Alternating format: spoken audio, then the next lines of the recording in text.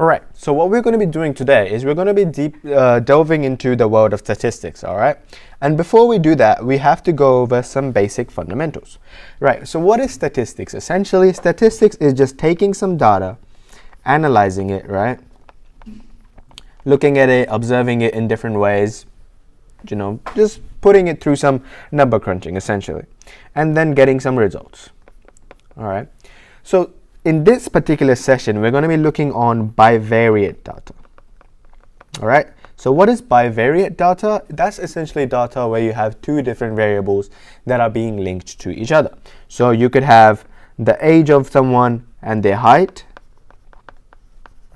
All right. Or you can have stuff like the arm length of a person and their height, I guess. But I'm just writing out examples. Or you can have the grade of a person and, I don't know, the location they study. All right. So there's different things, and essentially when you have two different variables that you're considering, the data is called bivariate. And therefore, by extension, the statistics related to these sort of variables is also called bivariate statistics. Okay. So now when you have these variables, right, these variables can be of two main types.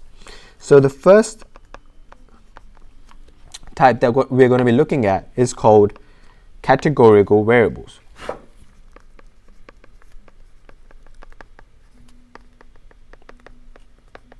Alright, so what are categorical variables? They're essentially variables that define some characteristic or category or in which the data belongs, right? Like a variable's category. So these can be things like your grade, okay, your location, your gender, all right, and stuff like that. It's basically, that's not the official definition, but basically it's things that cannot be represented as numbers, and we usually represent them as words. Okay, so this can include stuff like, you know how when we grade some sort of service, we say it's excellent, fair, poor. So those sort of like quality grades are also categorical variables, all right, because they define their characteristic and they can't be used as numbers, all right? Even though they can, in this case, they weren't, all right? But don't use that in a test. That's just more so to like give you an idea of what they are usually like. So moving on, when you have these two categorical variables and the whole idea is to find a relationship between them, how do you go about doing that? So what you do is you essentially use a frequency table. So for example, right, I have a website, right? And I am saying that I have a certain number of people from Australia visiting the website. 15 of them are boys, 5 of them are girls. Okay. Similarly, I have also people visiting from the UAE. 1 of them is a boy, 2 of them are girls. All right. So how do I compare this information? I have this set of information. So what I do is I put this into a frequency table. So essentially what a frequency table is, you have your categories on the first column and the first row. So Australia and UAE, and I have boys and girls, all right? And then you fill in your information. So Australian boys, 5, Australian girls, 15 and 5, and then 1 and 2. Now, to take this a step further, you can either find the total here to find all Australians and all UAEs or all Arabs. I'm not sure what we call that, but all people that are from UAE. All right. Similarly, you can find all the totals here. So all the boys, all the girls. Right. So you can do that and go a step further. Another thing that you can do is you can find percentages rather than having the absolute numbers. Right. So instead of having 15 and this obviously depends on. Oh, whoops, that's an extra line there. All right, and this obviously depends on what percentage you're trying to find, right? So if I'm trying to say the percentage of Australian viewers are boys, right? So that is 15 over 20, which is 75%. And similarly, this is 25%. And if that's the percentage I'm trying to find. But notice that this is not the only percentage that I could find. I could have found what percentage of boys are Australian. All right, in that case, I would have had to go 15 over 16 because that's the total number of boys, right? So it depends on how you're calculating your percentage, and that depends on the context and the information you need. But basically, you can go ahead and do this and then use this table to extract the information you need, okay? Now, that's really the hardest part, is finding which percentage you need. And once you do that, it's really just looking at the table and making judgments from that. So that's categorical variables. The other variable we look at is called quantitative variable, or numerical variables.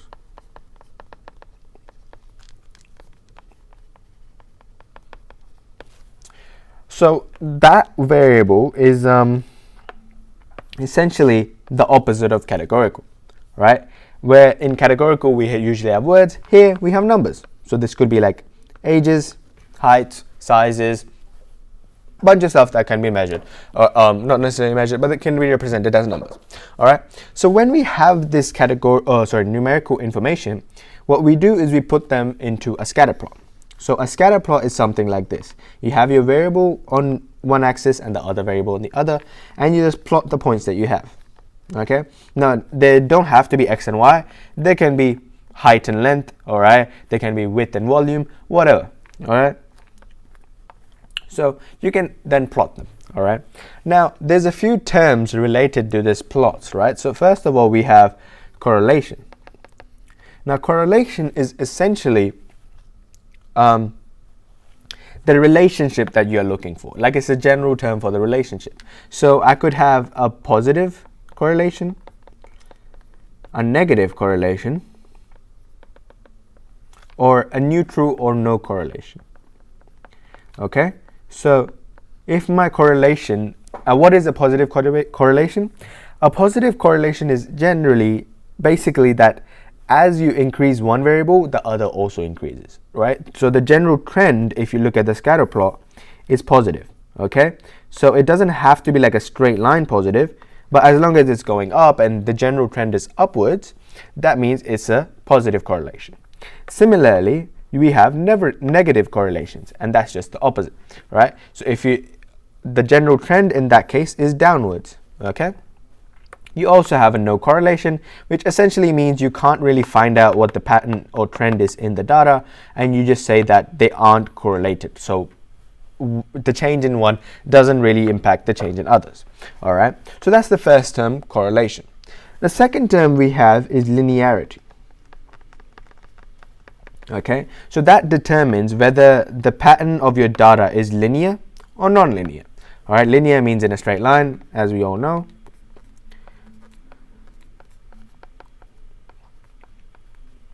Okay, so it can be one of those two things.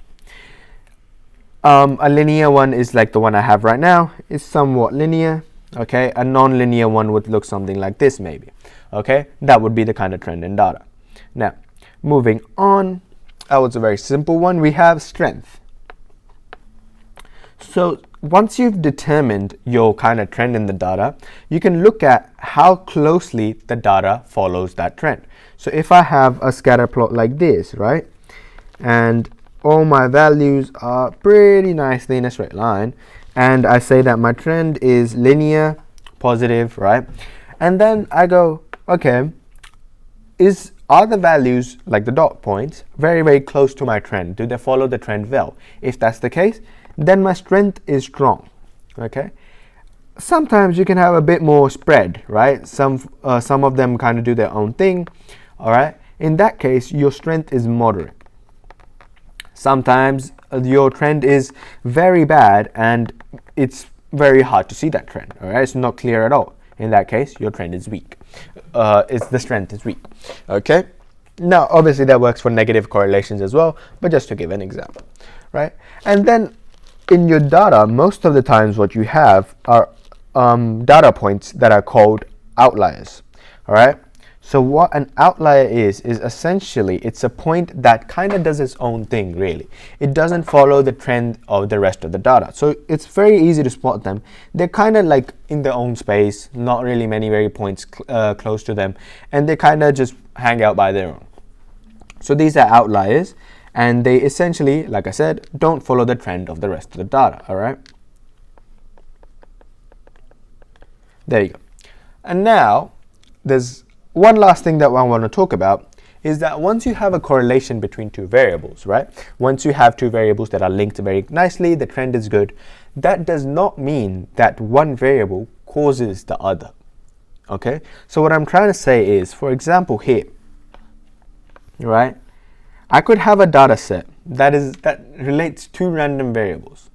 All right? So for example, I could say the light in a room, all right? The light in one room and the light in other, right? Now they may be correlated very well, right? So let's say you have this sort of correlation. So it's a strong correlation and it's linear, all right, whatever it is. That does not mean that these two variables cause one another. So the light in one room does not affect the light in the other room, right? That's the point, is that there are other factors at play, and just because you have a correlation, that does not mean that the two objects cause each other. That's important to remember right now, and even going into the further statistics. Okay, so I think that's all I had to say for numerical variables, numerical quantitative variables. Go ahead and practice a bit. There's not a lot of questions, different question types you can get. So it's just getting used to the questions and being able to use your calculator when needed.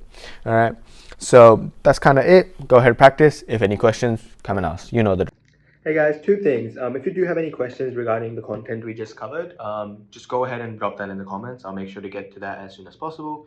And secondly, if you like the video, or if you got anything that was useful from it, make sure to check out the website, Prep Folders. There's so many more videos like this, so many more resources, practice questions, and all the lot. So just go ahead and have a look. If you need help, there's some tutors and mentors there as well. So just have some fun over there. And yeah, we'll see you on the other side.